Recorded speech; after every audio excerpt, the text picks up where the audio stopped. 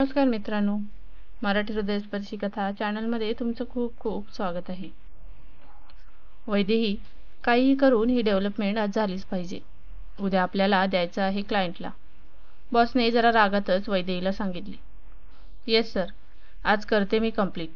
वैदेहीने होकारार्थी मान डोलावली आणि डेस्कवर येऊन बसली. वैदेही एका नामांकित IT कंपनीमध्ये सॉफ्टवेअर डेव्हलपर होती. IT जॉब असल्यामुळे घरी जायच्या वेळेचा काही भरोसा नसायचा. या आठवड्यामध्ये सलग तिसऱ्यांदा आज घरी जायला उशीर होणार होता. आधीच 8 वाजले होते. क्लायंट ऑस्ट्रेलियाचा असल्यामुळे काहीही करून आजच काम संपवावं लागणार होतं. उशीर झाल्यामुळे वैदेहीच्या आईचा आधीच कॉल येऊन गेला होता. कामामुळे फक्त बिझी आहे एवढाच मेसेज तिने केला. अर्ध्या तासात काम संपवून आता फक्त क्लायंटला मेल करणं बाकी होतं. तेवढ्यात फोनची रिंग झाली. आईचा असेल म्हणून वैदेहीने दुर्लक्ष केलं. ईमेल करून झाल्यावर घाईघाईत बॅगेत लॅपटॉप कोंबला आणि ID स्वाईप केला. एव्हाना तिच्या रूममधल्या मैत्रिणीचं जेवण झालं होतं. आज पण एकटंच जेवायला लागणार. वैदेही स्वतःशीच पुटपुटली. पार्किंगमध्ये जाऊन वैदेहीने ॲक्टिवा स्टार्ट केली तर परत एकदा फोनची रिंग वाजली. आईचाच असेल म्हणून तिने फोन बाहेर काढला. निखिलचा फोन होता. लगेचच तिने उचलला. अगं आहेस कुठे? दुसरा कॉल आहे माझा. या आधी पण उचलला नाहीस. तुला माहिती आहे ना, रात्री फोन उचलला नाही तर मला टेन्शन येतं. ऑफिसवरून निघाल्याचा मेसेज पण नाही आला. अरे हो, अजून निघतच आहे मी. खाली पार्किंगमध्ये आहे. काय, अजून निघाली नाहीस? निघ बरं आधी. आणि ऐक, फोन ठेवायचा नाही. हेडफोन्स लाव आणि सांभाळून गाडी चालव. घरी पोचेपर्यंत माझ्याशी बोल. बरं बाबा. जेवलास का? तुला माहिती आहे आपलं ठरलं आहे. तू घरी पोचल्यावरच मी जेवणार. तू खूप गोड आहेस निखिल. मला खूप आवडतोस. मग आहेच मी गोड. थोड्या वेळाने वैदेही तिच्या रूमजवळ पोचली. बरं ऐक ना, मी पोचले आता घराच्या खाली आहे. जेवण करून मग कॉल करते आणि तूही जेवणार आहेस. झालं की मेसेज कर मला. ओके मॅडम, जशी आपली आज्ञा. हसतच वैदेहीने फोन ठेवला. रात्री जेवण झाल्यावर निखिलने वैदेहीला मेसेज केला. खूप वेळ वाट बघितली तरीही उशिरापर्यंत वैदेहीचा कॉल आला नाही. शेवटी न राहून निखिलने कॉल केला.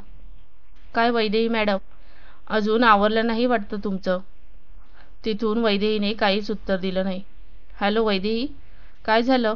बोलत का नाहीस? निखिल, आईचा कॉल आला होता. अच्छा, काय म्हणते आई? घरी सगळं ठीक आहे ना? निखिलने काळजीने विचारले. हो, घरी सगळे ठीक आहे. पण आई आज मला खूप रागावली. पण का? काय झालं? माझ्या लग्नाचा विषय काढला परत. ते तुला म्हणाली होती ना मी, बाबांच्या ओळखीचे स्थळ आहे. त्यांचा मुलगा आता कलेक्टर झालाय. इथेच मुंबईत बदली झाली आहे. ते माझ्यासाठी थांबले आहेत. आई ओरडत होती, अजून किती दिवस त्यांना वाट बघायला लावणार आहेस? लग्नाला होकार दे. काय? अगं मग तू सरळ नाही म्हणून सांग ना. तू काय म्हणालीस मग आईला?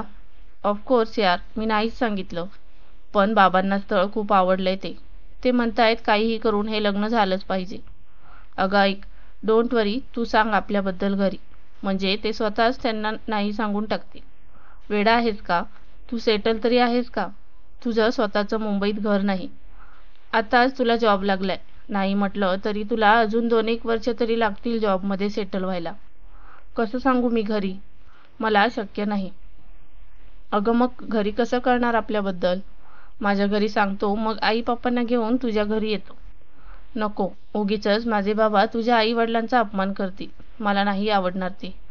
मग काय करणार आहेस आता? तुझं खरंच माझ्यावर प्रेम आहे ना? अरे यार, काय फालतू प्रश्न विचारत आहेस? ठेव फोन. वैदेहीने फोन कट केला आणि स्विच ऑफ करून ठेवला. दुसऱ्या दिवशी पण वैदेहीने निखिलला फोन केला नाही. वैदेहीच्या अशा वागण्याने निखिल खूप डिस्टर्ब झाला होता. त्याला रात्रभर झोप लागत नव्हती. जेवण धड जात नव्हतं.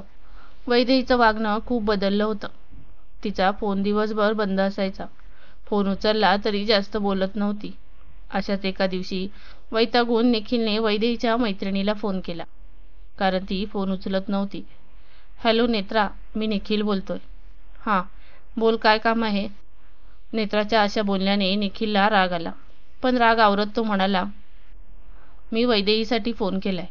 कुठे आहे ती? तुला काय करायचं आहे? तुमचं ब्रेकअप झालंय ना? काय?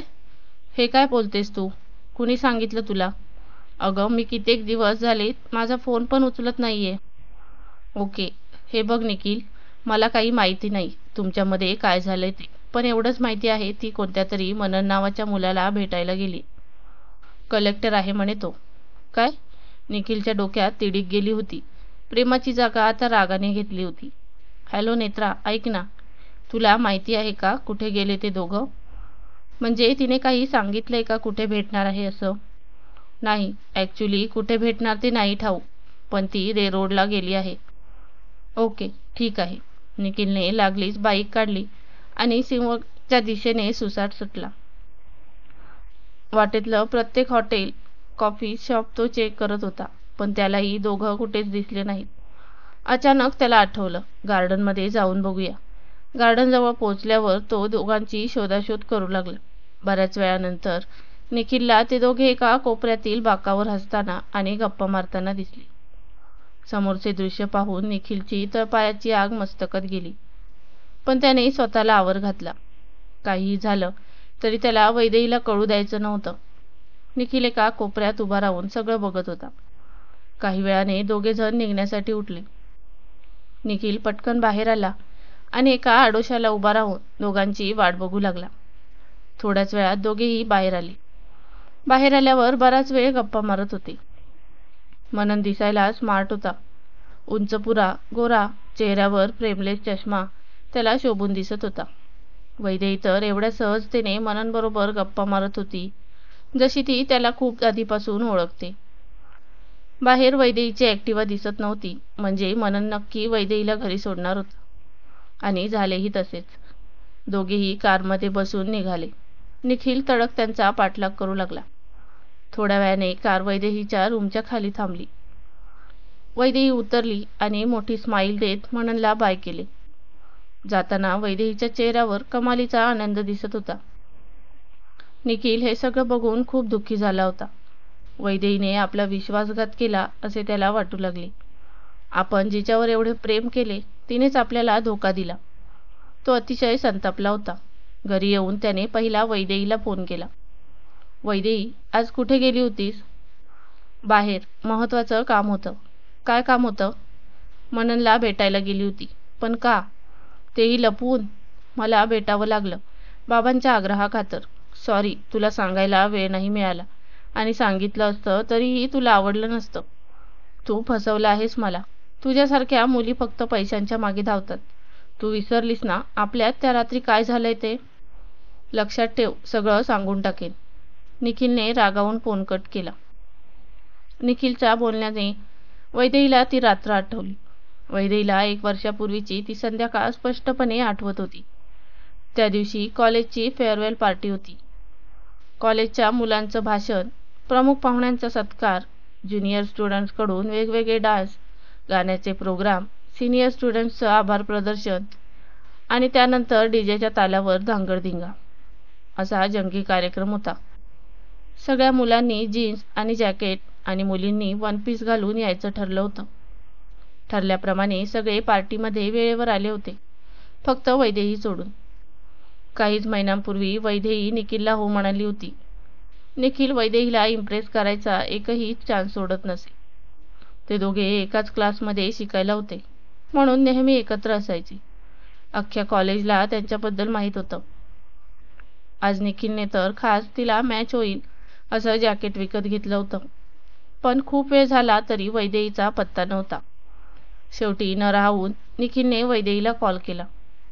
वैदेही, अगं कुठे आहेस? सगळे पोचले, फक्त तूच बाकी आहेस. ये लवकर. अरे, मी केव्हाचीच खाली आली आहे, पण माझी गाडी स्टार्ट होत नाहीये. तरीही मी सांगत होते बाबांना, सर्व्हिसिंग करून घ्या. बघ आता कशी येऊ मी? वैदेही जरा वैतागत म्हणाली. अगं एवढंच ना, थांब तिथेच, मी येतो 10 मिनिटात बाईकवर. हो ठीक आहे. तसंही मी तिकडे जाऊनच चेंज करणार आहे. 20 मिनिटात ते दोघेही पार्टीमध्ये पोहोचले. जा, पटकन चेंज करून ये. आलेच. थोड्या वेळात दोघांनीही आपल्या हातात हात घालून पार्टीमध्ये एंट्री केली. दोघेही एकत्र खूप सुंदर दिसत होते. सगळ्या मुलांच्या नजरा मात्र वैदेहीकडेच होत्या. वैदेहीने काळ्या रंगाचा मिनी वनपीस घातला होता. मोकळे सोडलेले मोठे दाट केस, ड्रेसला शोभेल अशी परफेक्ट फिगर, पायात हाय हिल्स आणि ओठांवर फिकट रंगाची लिपस्टिक. तिच्या येण्याने पार्टीला एक वेगळाच रंग आला होता. एवढी सुंदर मुलगी ही आपल्याला बरोबर आहे म्हणून निखिल पण खूप खुश होता. एव्हाना पार्टी रंगात आली होती. डीजेवर सगळे चांगले थिरकत होते. एका बाजूला सॉफ्ट ड्रिंक पण सर्व केली जात होती. शेवटची पार्टी म्हणून सगळेच खूप धमाल करत होते. प्रत्येकाच्या डिमांडप्रमाणे डीजे गाणे लावत होता. आता खास कपलसाठी रोमॅन्टिक म्युझिकची फरमाईश आली होती. सगळ्या कपल्सना मध्ये डान्स करण्यासाठी आमंत्रित करण्यात आलं. 3-4 कपल्स पुढे आले, पण सगळ्यांचं लक्ष मात्र निखिल आणि वैदेहीवर होतं. ते आपला एक हात हळूच वैदेहीच्या कमरेवर ठेवला. वैदेहीने देखील तिचा हात निखिलच्या खांद्यावर ठेवला. दोघेही हळूवारपणे कपल्स डान्स करू लागले. काही वेळाने बाकीचे कपल्स हळूहळू बाजूला झाले. आता फक्त निखिल आणि वैदेहीचं फ्लोअरवर बाकी होते. दोघे एकमेकांमध्ये गुंतून गेले होते. एव्हाना वैदेहीची मान निखिलच्या कुशीत विसावली होती. काही वेळाने दोघांना टाळ्यांचा कडकडाट ऐकू आला आणि दोघेही भानावर आले. सगळ्यांचं लक्ष दोघांवर असल्यामुळे वैदेही जरा लाजली. सगळ्यांना दोघांनी वाकून अभिवादन केलं. नंतर डिनर चालू झालं होतं. धावतच निखिलने दोघांसाठी कॉर्नरचा टेबल पकडून ठेवला. वैदेही आल्यावर उठून त्याने खुर्ची मागे सरकवून बसण्यासाठी सांगितले. थोड्याच वेळात दोघांसाठी तो जेवण्यासाठी प्लेट्स घेऊन आला. आज एकूणच निखिलच्या वागण्याने वैदेही खूपच इम्प्रेस झाली होती. आजवर तिची एवढी काळजी कुणीच केली नव्हती. दोघेही एकमेकांना प्रेमाने भरवत होते. जेवताना अचानक पाऊस आला. बाहेर लोकांची एकच धावपळ उडाली. आज वैदेही घाई गडबडीत छत्री देखील विसरली होती. आता कसं जाणार यार? वैदेही बाहेर बघत म्हणाली. अगं डोंट वरी, मी सोडेन तुला, निखिल तिला शांत करत म्हणाला. जेवण झाल्यावर दोघांनी सगळ्या मित्रांची भेट घेतली. सगळ्यांनी दोघांची डान्ससाठी तारीफ केली आणि भावी आयुष्यासाठी खूप शुभेच्छा दिल्या. बाहेर पावसाची रिपचिप चालूच होती. अजून किती वेळ थांबणार आपण? चल निघूया, वैदेही पायाला स्कार्फ गुंडाळत निखिलला म्हणाली. बरं चल. दोघेही वैदेहीच्या रूमच्या दिशेने निघाले. वाटेत परत एकदा जोरात पाऊस लागला. यावेळी मात्र दोघे नकशिखांत भिजले. वैदेहीला तर भिजल्यामुळे शिंका येऊ लागल्या. वाटेत आडोसा बघून निखिलने बाईक थांबवली. मी काय म्हणतो वैदेही, अजून तुझी रूम खूप लांब आहे. पाऊस पण थांबण्याचं नाव घेत नाहीये. आपण त्यापेक्षा माझ्या रूमवर जाऊया. जवळच आहे रूम आणि रूमवर पण कोण नाही. तू गेल्यावर चेंज कर, मग नंतर आपण मस्त गरमागरम कॉफी घेऊया. अरे पण आता पण नाही आणि बिन नाही. आपण जाऊया चल, अजून उशीर नको. वैदेही खूप भिजली असल्यामुळे तयार झाली. निखिलने त्याची बाईक त्याच्या रूमकडे वळवली. दोघेही रूमजवळ आले. पाऊस अजूनही चालूच होता. बाईकवर वारा लागल्यामुळे वैदेहीच्या अंगावर काटा आला होता. सगळीकडे अंधार होता. लाईट गेली होती. सावकाश खाली पायरी आहे, सांभाळून ये, जिन्यात निखिल वैदेहीचा हात पकडत म्हणाला. वैदेही थंडीने कुडकुडत होती. जिन्यात सगळीकडे अंधारच होता. बॅटरीचे टॉर्च लावत कसेबसे दोघे निखिलच्या दुसऱ्या मजल्यावरच्या रूममध्ये पोहोचले. निखिलने दरवाजा बंद करत वैदेहीला सांगितले, मी तुझ्यासाठी गॅसवर पाणी गरम करायला ठेवतो. तोपर्यंत तू टॉवेलने केस पुसून घे. निखिलने गरम पाणी बाथरूममध्ये जाऊन ठेवले. वैदेहीने लागलीच बाथरूममध्ये जाऊन गरम पाणी अंगावर घेतले. रूममध्ये फक्त टॉर्चचा उजेड होता. निखिल, माझे बॅगेतले कपडे बघ, ओले झालेत का? मला दे प्लीज. निखिलने बघितले तर कपडे पूर्ण ओले झाले होते. सॉरी, अजून वेळ लागेल सुकायला. वैदेही फक्त टॉवेल गुंडाळून बाहेर आली. निखिल तिच्याकडे बघून स्तब्धच झाला. तिचे ओले केस, केसांवरून मानेवर ओघळणारे पाणी, टॉवेलमध्ये दिसणारी तिची फिगर आणि गुडघ्यापर्यंत जेमतेम पुरेल एवढंच टॉवेल. हे सारं बघून निखिलचे भान हरपली. निखिल तिच्या जवळ आला. तिला मागून घट्ट मिठी मारली आणि हळूच त्याने तिच्या मानेवर आपले ओठ टेकवले. वैदेहीच्या शरीरात रोम रोम संचारले होते. तिने आता पाठी वळून निखिलला घट्ट मिठी मारली. निखिलने तिला उचलून घेतले आणि आतल्या खोलीत घेऊन गेला. हळूहळू त्यांचा प्रणय रंगू लागला. वैदेहीने आपले सर्वस्व निखिलला अर्पण केले होते. दोघांनाही कधी झोप लागली त्यांनाही कळलं नाही. सकाळी जेव्हा वैदेहीला जाग आली तेव्हा 9:30 वाजून गेले होते. तिने बघितले तर निखिल गाढ झोपला होता. वैदेहीने तसेच कपडे घातले आणि घाईघाईत तिथून निघाली. खाली येऊन जी रिक्षा मिळाली त्याने आपल्या रूमवर आली. स्वतःला एका रूममध्ये कोंडून घेतलं. तेवढ्यात निखिलचा फोन आला. वैदेही, अगं कधी गेलीस तू घरी? मला उठवलं पण नाहीस. निखिल, आपण काल रात्री खूप मोठी चूक केली. भावनेच्या भरात आपल्यावर कंट्रोल राहिला नाही. अगं ठीक आहे, जाऊ दे, आपण प्रेमात आहोत. प्रेमात आणि युद्धात सगळं काही माप असतं. तसं नाही, पण मला जरा वेगळंच टेन्शन येतंय. माझं खूप पोट दुखतंय. मी नंतर बोलते तुझ्याशी. कालच्या रात्रीनंतर वैदेही दिवसभर डिस्टर्ब होती. ती आज बाहेर पण कुठे गेली नव्हती. ही अशी गोष्ट होती जी ती कोणालाही सांगू शकत नव्हती आणि एकटीला पण सहन होत नव्हती. शेवटी न राहून तिने परत निखिलला कॉल केला. निखिल कॉलेजमध्ये होता. हाय डिअर, कुठे आहेस? आली नाहीस का आज? तू कुठे आहेस? अगं मी कॉलेजला. आता कॅन्टीनमध्ये आहे. बुर्जी पाव खातोय. इथे टेन्शनने माझा जीव जातोय. तू तिथे बुर्जी पाव खात बसलाय. आज सकाळी मला किती त्रास झाला तुला काय माहिती. डोंट वरी डिअर, काहीही चुकीचं नाही होणार. आपण डॉक्टरकडे जाऊया का? नाही तसं नाही, पण मला लग्नाआधी या गोष्टी नको होत्या व्हायला. आपण अजून शिकत आहोत. ठीक आहे, झालं ते झालं. आता बोलून काही उपयोग नाही. ऐक, मी सांगतो ती गोळी घे. सगळं ठीक होईल. ठीक आहे, पण फक्त एकदाच. वैदेहीलाही आपली चूक कळली होती.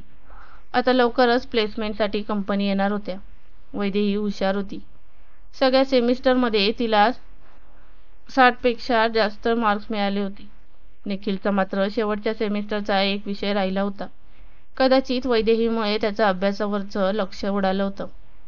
अपेक्षेप्रमाणे वैदेहीचं एका मल्टीनॅशनल कंपनीमध्ये सिलेक्शन झालं होतं. निखिलला मात्र बाहेर जाऊन जॉब शोधावा लागणार होता. अशाच एका रात्री निखिलचा वैदेहीला मेसेज आला. निखिल, ती रात्र खूप आठवते अजूनही. नको आठवण करून देऊस. मला तर टॉवेलमधली तू, तुझे ते ओले केस, नंतर रंगलेला आपल्या दोघांचा रोमांस, सगळं जसंच्या तसं आठवतंय. आपण त्या रात्री एक झालो. जाऊ दे ना तो विषय. आपण उद्या बोलू. Good night. भूतकाळातील विचारांच्या धुंदीतून बाहेर आली. तिला आता कळले होते आपले सगळे मेसेजेस निखिलकडे आहेत. दुसऱ्या दिवशी आईचा वैदेहीला सकाळीच फोन आला. बेटा, मननच्या आईचा फोन आला होता. त्या विचारातच कसा वाटला मनन? तुम्ही भेटलात ना दोघे? कसा वाटला मग तुला तो? आई, माझं काही ठरत नाही अजून. त्यांना काय सांगू मग? मला नाही माहिती. त्यांना सांग मला वेळ पाहिजे. वैदेहीने रागातच उत्तर दिले. खरं तर वैदेहीला मननचा स्वभाव खूप आवडला होता. त्याचं बोलणं, दिसणं, सरकारची नोकरी, घरचे पण खूप चांगले होते. वैदेहीच्या घरच्यांना देखील मननचे स्थळ खूप आवडले होते. सगळं कसं जमून आलं होतं. शेवटी तिने मनाशी निर्धार केला आणि ठरवून टाकलं की उद्या निखिलला आणि मननच्या घरच्यांना दोघांना आपला निर्णय कळवायचा. उद्याचा निर्णय तिचं आयुष्य बदलणार होतं. आज सुट्टीचा दिवस असून सुद्धा वैदेही लवकर उठली होती. तिने उठल्यावर पहिल्यांदा निखिलला मेसेज केला. फ्री असशील तर कॉल कर. तेव्हा थोड्या वेळाने निखिलचा कॉल आला. क्या बात है, आज सकाळी सकाळी माझी आठवण? निखिल, मला तुझ्याशी खूप महत्त्वाचं बोलायचं आहे. हां बोल ना. माझा निर्णय झालाय आणि मी तो कळवणार आहे आई बाबांना. कोणता निर्णय? मननबरोबर लग्न करण्याचा. काय? म्हणजे शेवटी तू बाकीच्या मुलींसारखीच निघालीस. फक्त पैशाच्या पाठी धावणारी. सरकारी नोकरीवाला मुलगा दिसला की लगेच मागे धावणारं. पण तुला काय वाटतं?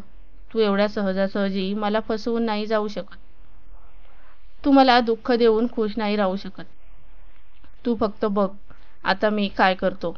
हे लग्न कसं होतं मी पण बघतो. निखिल रागात खूप काही बोलत होता. वैदेहीने त्याला शांत करायचा प्रयत्न केला. हे बघ निखिल, मला तुझा राग मान्य आहे, पण मी तुला फसवत नाही किंवा अंधारात पण ठेवत नाहीये. उलट सगळं तुला सांगून करते. तू समजून घे प्लीज. माझ्या घरचे तुला नाही स्वीकारणार. त्यांना एक वेल सेटल्ड मुलगा पाहिजे. मी तुझी बाजू जरी मांडायचा प्रयत्न केला तरीही ते नाही ऐकणार आणि त्यांच्या विरोधात जाऊन मला लग्न करायचं नाहीये. हो का? ठीक आहे. बघतोच तुझ्याबद्दल कळल्यावर तो तुझ्याशी कसं लग्न करतो. आपले सगळे मेसेज माझ्याकडे आहेत, फोटो पण आहेत. मी सगळं सांगणार आहे. मग बघू तुझं लग्न कसं होतं. निखिलने रागावून फोन कट केला. वैदेहीने निर्धार केला होता जे घडेल त्याला सामोरी जाण्याचा. दुसऱ्या दिवशी आपल्या घरी वैदेहीने फोन करून आपला होकार कळवला. मनन आणि तिच्या घरच्यांना खूप आनंद झाला. वैदेहीची आई तर सगळीकडे पेढेसुद्धा वाटून आली. वैदेहीने खूप विचारांती हा निर्णय घेतला होता. मनन देखील मनासारखी मुलगी मिळाली म्हणून खुश होता. दोघांच्याही घरच्यांना आता लग्नाचे वेध लागले होते. मनन आणि वैदेहीच्या आता गाठीभेटी होऊ लागल्या होत्या. दोघेही विकेंडला लॉंग ड्राईव्ह किंवा सुट्टीच्या दिवशी पिक्चर असे प्लॅन आखू लागले होते. वैदेही आता वरच्यावर मननच्या घरी येऊ लागली होती. होणाऱ्या सासूला कामात मदत, मननच्या लहान बहिणीबरोबर गप्पा, सगळं कसं वैदेहीच्या मनासारखं घडत होतं. वैदेहीला एकीकडे लग्न ठरल्याचा आनंद होता तर दुसरीकडे निखिलने दिलेल्या धमकीची धाकधूक होती. तिला निखिलचा स्वभाव माहिती होता.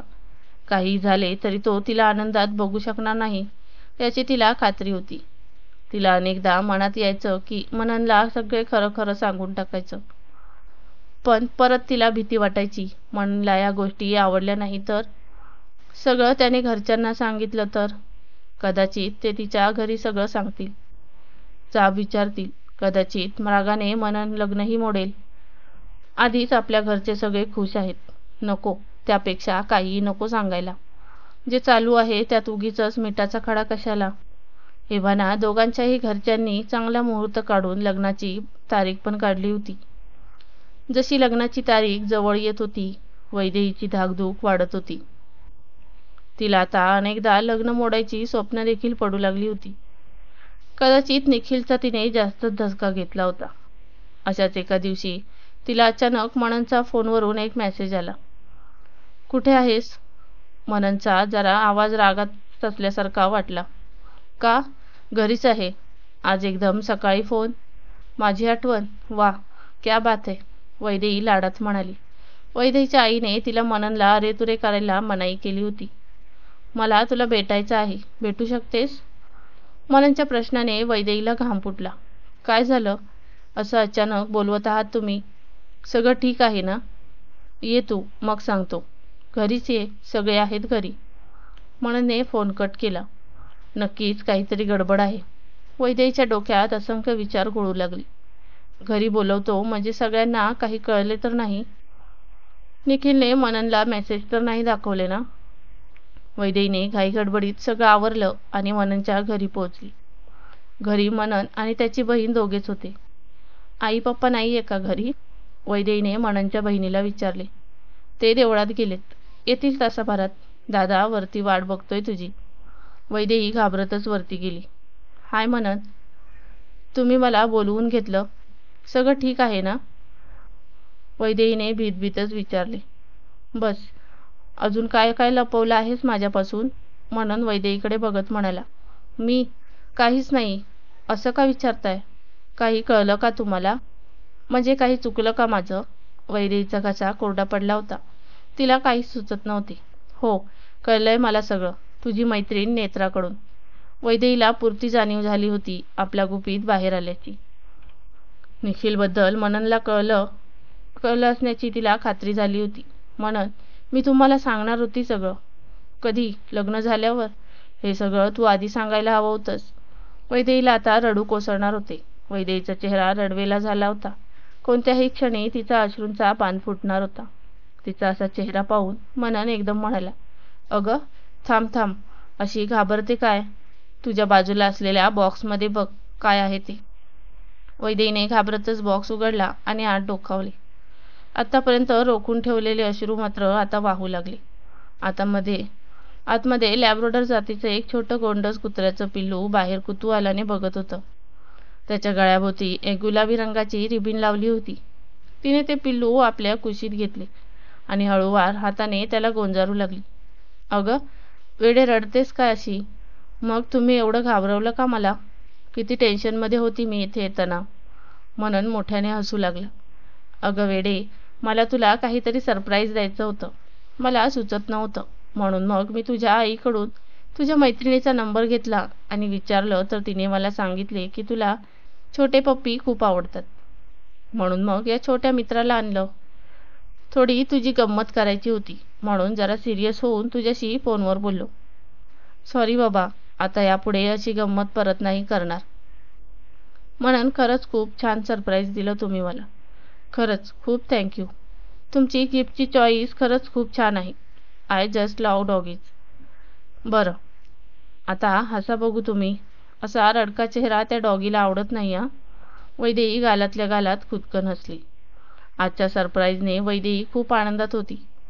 खूप दिवसांनी कुणीतरी निस्वार्थ भावनेनं तिला मनापासून आवडेल असं गिफ्ट दिलं होतं. काही दिवस असेच आनंदात गेले. लग्न आणि साखरपुडा एकाच दिवशी आणि साधेपणाने करायचे ठरवले होते. दोन्ही घरात लग्नाची गडबड चालू होती. वैदेही आणि मनन आपल्या लग्नाच्या शॉपिंगमध्ये बिझी होते. लग्नाचा हॉल पासून तर जेवणाचा मेनू आणि मंगळसूत्राच्या डिझाईनपर्यंत सगळं दोघांनी मिळून ठरवलं होतं. वैदेही आता मननच्या प्रेमात पडली होती. तिला मननचा समजूतदारपणा खूप आवडला होता. मनन पण वैदेहीची खूप काळजी घेत होता.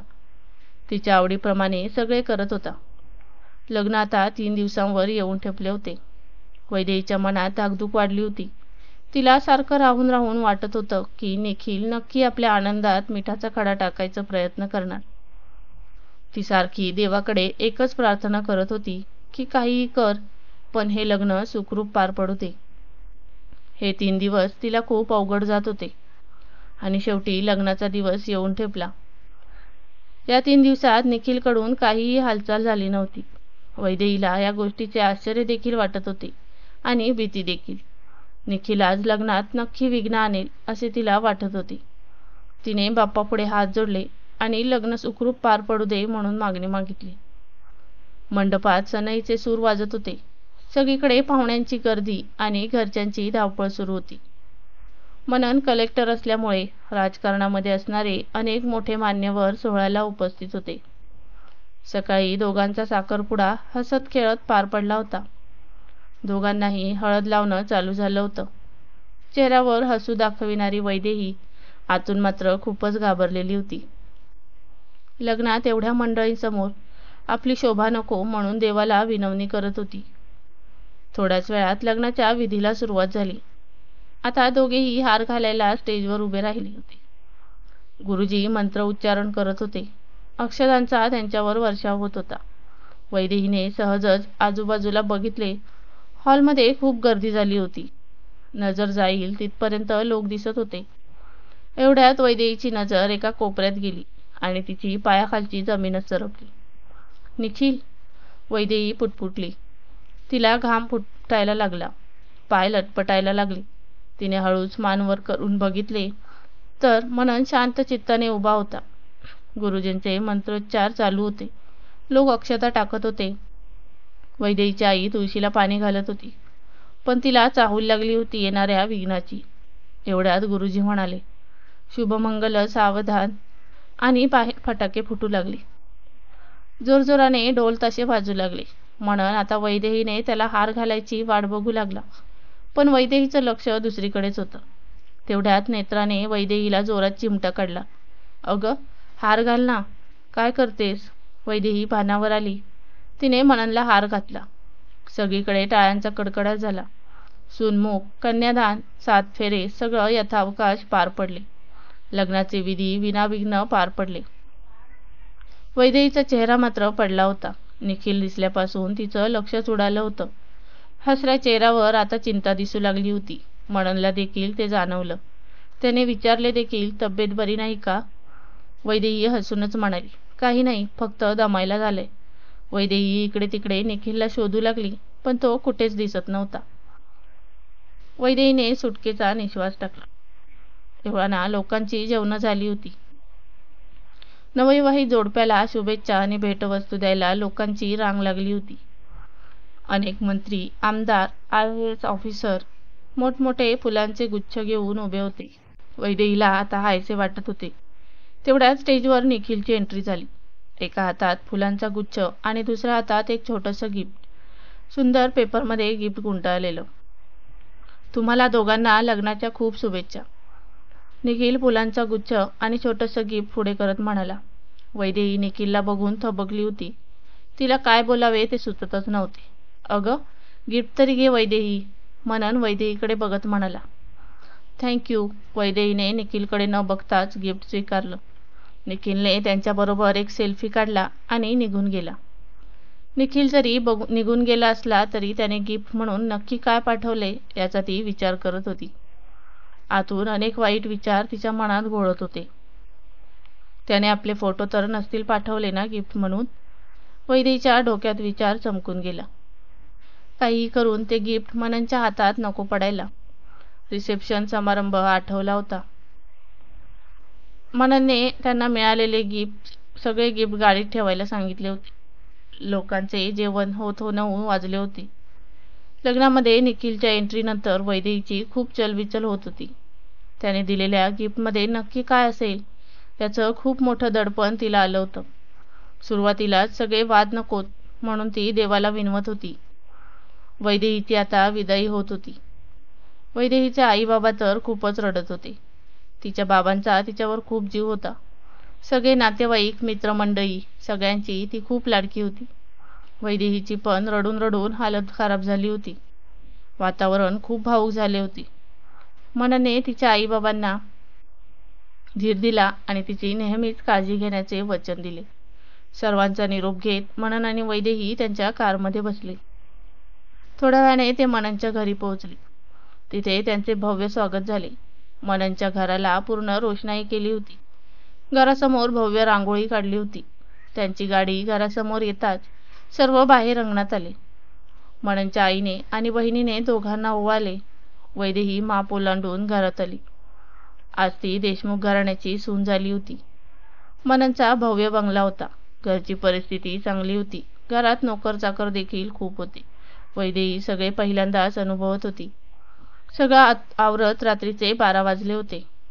मनन वैदेहीला आपल्या खोलीत घेऊन गेला. आज दोघांची पहिली रात्र होती. मननच्या बहिणीने खास खोली सजवून घेतली होती. दोघेही आत आले. पूर्ण रूममध्ये छान सुगंध दरवळत होता. रूममध्ये सगळीकडे लाल गुलाबी फुले पसरलेली होती. भिंतीवर सुंदर फुलांच्या माळा लावल्या होत्या. त्यांच्या बेडवर लाल गुलाबाच्या पाकळ्या पसरलेल्या होत्या. रूमचं वातावरण अतिशय मोहक होतं. एका बाजूला त्यांना मिळालेले सगळे गिफ्ट ठेवले होते. मननने रूमचा दरवाजा बंद केला. खूप छान सजवली आहे ना रूम? हो ना, खूपच सुंदर. मला गुलाबाची फुले आणि फुगे खूप आवडतात. दीदींना खरंच मानलं पाहिजे. खूप सुंदर डेकोरेट केलंय त्यांनी. मग देशमुख घराण्याची सून आहेस तू आता. तुझ्यासाठी एवढं तर नक्कीच करेल ती. मननने वैदेहीचा हात हातात धरला आणि बेडवर बसवलं. वैदेही, खरं सांगू, तुला पहिल्यांदा बघितलं होतं तेव्हाच ठरवलं होतं की तुलाच माझ्या जीवनाचा साथीदार बनवायचं. मनन वैदेहीच्या डोळ्यात बघत म्हणाला. पण वैदेहीचं सगळं लक्ष कोपऱ्यातल्या गिफ्टकडे होतं. मननच्या ते लक्षात आलं. चल, आपण गिफ्ट खोलून बघूया. पाहू दे तरी कोणी कोणी काय काय दिलंय आपल्याला. नाही, नको. म्हणजे आता खूप रात्र झालीये ना. नंतर बघू, वैदेही घाबरतच म्हणाली. बरं, सगळे नको, छोटे बघूया. मनने 3-4 लहान गिफ्ट उचलली आणि बेडवर ठेवली. हे कुणाचं गिफ्ट आहे बरं? शर्मा बिल्डर. वाह, काय झकास गड्या दिलंय बघ दोघांना. ओ, आमच्या साहेबांनी आपल्याला हनीमून पॅकेज गिफ्ट केलंय. त्यांचं हे तिकीट. साहेबांना उद्याच थँक्यूसाठी फोन करून देतो. हो, नक्की करा. ते 3रं गिफ्ट बघितलं का? आत्याकडून खास तुला आणि मला सोन्याचं ब्रेसलेट. आत्या पण ना, किती महागडं गिफ्ट घेतलंय तिने. मग लाडके आहात ना तुम्ही त्यांचे. हे कुणाचं गिफ्ट आहे बरं? निखिल देवरे कडून लग्नाच्या खूप शुभेच्छा. निखिलचे नाव ऐकल्यावर वैदेहीचे डोळे एकदम चमकले. ती दचकून म्हणाली, मनन, ते गिफ्ट उघडू नका प्लीज. का? काय झालं? त्याने एवढ्या प्रेमाने दिलंय, उघडून तर बघू काय दिलंय. नाही, नको, मला नाही बघायचं काय दिलंय ते, वैदेही रागातच म्हणाली. बरं बाबा, मी बघतो, मग तुला सांगतो. पण मनन गिफ्ट कव्हर काढायला लागला. वैदेहीने घाबरून डोळे गच्च मिटले. मनोमन ती देवाचा धावा करू लागली. अरे, हे काय? फोटो फ्रेम आहे वाटतं. फोटो फ्रेमचं नाव ऐकताच वैदेहीची खात्री झाली की तिने जो विचार केला होता तसंच होणार. आपण एवढे दिवस जी गोष्ट मननपासून लपवली ती आज मननला कळणार.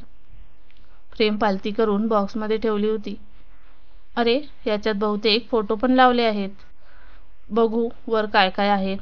मननने फोटो बघितले आणि फ्रेमकडे बघतच राहिले. वैदेहीला घाबरून घाम फुटला. काय झालं मनन? कुणाचे फोटो आहेत फ्रेममध्ये? मननने फ्रेम वैदेहीला दाखवली. वैदेहीला विश्वास बसत नव्हता. चक्क वैदेही आणि मननचा एक सुंदर फोटो कलर्स करून त्याची एक सुंदर फ्रेम निखिलने गिफ्ट केली होती. वैदेहीला काही सुचत नव्हते. हा आश्चर्यकारक बदल घडला तरी कसा? कालपर्यंत आपल्याला सारखी धमकी देणारा, आपला वाईट चिंतणारा निखिल अचानक एवढा सरळ कसा वागू लागला? वैदेहीच्या चेहऱ्यावरचे भाव बघून मनन म्हणाला, काय झालं? तुला काय अपेक्षित होतं? माहितीये मला. म्हणजे वैदेहीला काही कळत नव्हते. म्हणजे हे की तुला वाटत होतं की तू तुमच्या दोघांचे लग्नाचे फोटो मला फ्रेम करून पाठवे, हो ना? पण तुम्हाला कसं माहिती आहे सगळं? वैदेही शॉक होऊन मननकडे बघू लागली. सांगतो.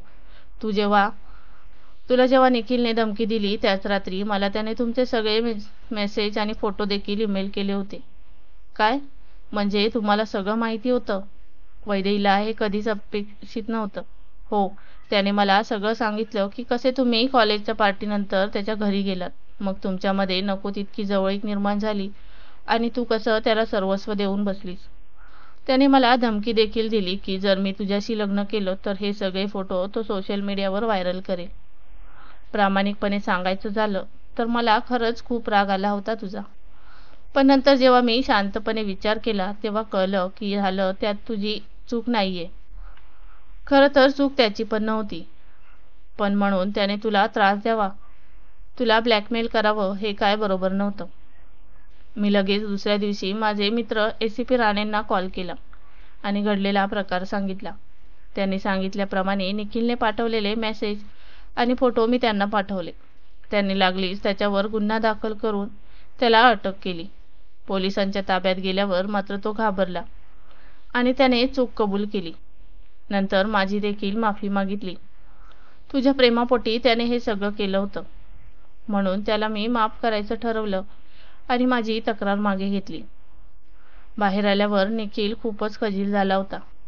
त्याला कळलं होतं की प्रेमाच्या हव्यासापोटी आणि माझ्यावर असणाऱ्या रागामुळे त्याने हा विचार केला. त्याने माझ्याकडे एकच विनंती केली, तुला एकदा आणि शेवटचं बघायची. मी देखील त्याला मग आपल्या लग्नाचं निमंत्रण दिलं आणि म्हणून तो आपल्या लग्नाला आला. वैदेही म्हणाली, ओ, म्हणूनच तो आला होता आणि त्याने आपल्याला हे गिफ्ट दिलं. पण मग म्हणून तुम्ही मला हे सगळं आधी का नाही सांगितले? खरं तर सांगणार होतो, पण आपल्या लग्नाची गडबड आणि बाकीच्या धावपळीत मला तुला हे पोलीस आणि बाकीच्या भानगडीत अडकवायचं नव्हतं. तू खूप खुश होतीस. तुझ्या हसऱ्या चेहऱ्यावर मला तणाव नको होता. वैदेहीला हे सगळं ऐकून खूप हलके वाटत होतं. तिच्या मनावरचं खूप मोठं ओझं कमी झालं होतं. नकळतच तिने मननला घट्ट मिठी मारली. तिच्या डोळ्यातून पाणी वाहत होते. मनन, खरंच खूप मोठं मन आहे तुमचं. मी आयुष्यभर तुमची ऋणी राहील.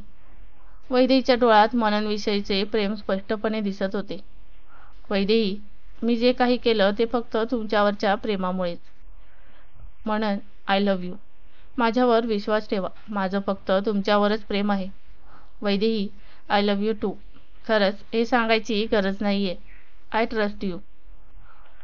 अशा प्रकारे मननने निखिलला शिक्षा न देता त्याचं वैदेहीवरचं प्रेम समजून घेतलं आणि वैदेहीलाही समजून घेतलं. खरं तर त्या रात्री चूक कोणाचीच नव्हती, कारण ते वयच असं असतं की प्रेमात माणसाला कशाचंही भान राहत नाही. पुढे वैदेहीने मागचं सर्व विसरून मननसोबत सुखाचा संसार केला. मननला खूप खुश ठेवलं. आशा करते की सर्वांना कथा आवडली असावी. कथा आवडली असल्यास कमेंट करून नक्की सांगा. त्याचबरोबर चॅनलला सबस्क्राईब करून बेल आयकॉनचे बटन ऑलवर सेट करा, जेणेकरून नवीन व्हिडिओचे नोटिफिकेशन सर्वात पहिले तुम्हाला मिळेल. धन्यवाद.